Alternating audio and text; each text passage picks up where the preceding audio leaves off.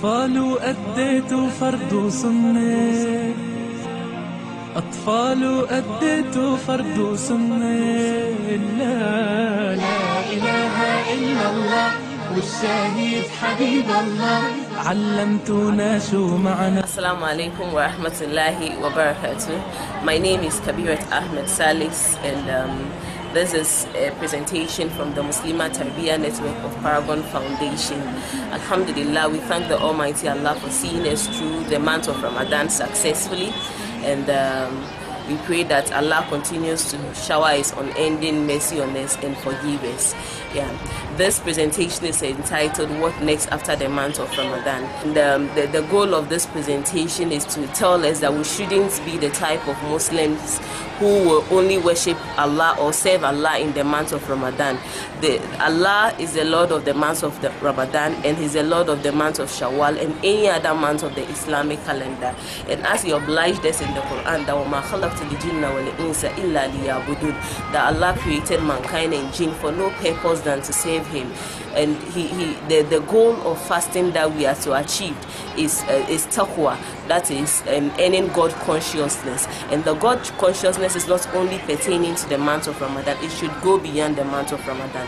So as much as possible, I'd like to encourage my fellow Muslims, that we should maintain the level of spirituality. I know, fine, we may not be able to do everything we're doing in the month of Ramadan, but to the best of our ability, we should try to do some very little thing. Maybe if you were performing maybe averagely 15 15 as in 2 sets of nafil, 15 on daily basis after in the month of Ramadan. After the month of Ramadan, you can reduce it, and you may not be able to achieve it, but don't stop it at all. Don't stay away from it at all. We should continue to, if you were giving sadaqah in the month of Ramadan, continue to give sadaqah. If you are doing nafil in the month of Ramadan, continue to do it, so that inshallah we may end the pleasure of Allah, because it's not only in the month of Ramadan that we should be doing some of these things. So we shouldn't be Muslims who show good deeds once in a while. We should be consistent in our show of good deeds, inshallah.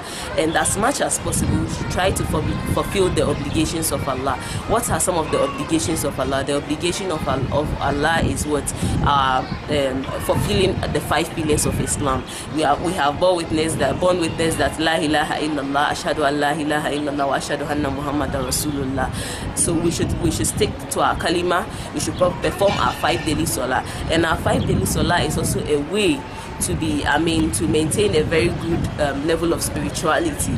The way we can achieve this is that when we raise our hand to take the takbirat al-ihram, Allahu Akbar, let us know that this is a contract between us and Allah, and give full concentration in the salah. And as much as possible, let us learn the meaning of the surah al-Fatiha that we recite in the salah. If we learn the meaning of it and we contemplate on the verse of it, it will keep our hearts nourished with the remembrance of Allah, and in fact it will let us know who Allah is and love Him and worship Him the more, inshallah. So this is an encouragement. Let us try to learn the meaning of Surah Al-Fatiha and recite from our heart, not just recite for reciting purpose, or just it's just the ritual of praying and that is it. That shouldn't be the case. Let us be very consistent, and we are encouraged to fast in the month of Shawwal, that is the 6th of Shawwal. So let us do that. It's not necessarily that it should be continuous.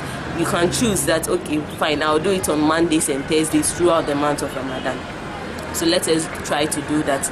And I won't want to go to the way of should we pay for our Ramadan debts before. I'm talking about the Muslim lady. Should we pay our Ramadan debts before we go and the Shawwal? I'm not a scholar, so I won't touch that area.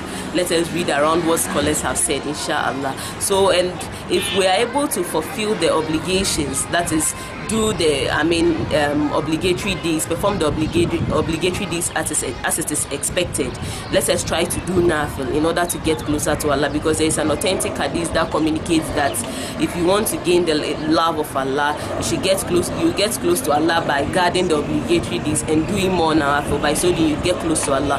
And if you are fond of doing nafil, it will be very difficult for you to forfeit or ignore an obligatory deeds, and these are ways to get close to Allah. And we really have to be very cautious of shaitan and the plots of shaitan, because shaitan, he has actually vowed that he will come to us, he will attack us, he will try to whisper to us. But as much as possible, we are Muslims, and we shouldn't, we should not succumb to the plots of Shaitan. The life of this world is a temporal place, and the life of the hereafter, that is where we will be forever. So as much as possible, it is for us to be very firm and stand for Allah today. If you stand for Allah today and you make Allah proud of you, and you make Allah proud of you, Allah will announce to the angels how much He loves you, and the angels too will announce to others that this is how much Allah loves you, and everybody will love you, and everything will be falling in place to you.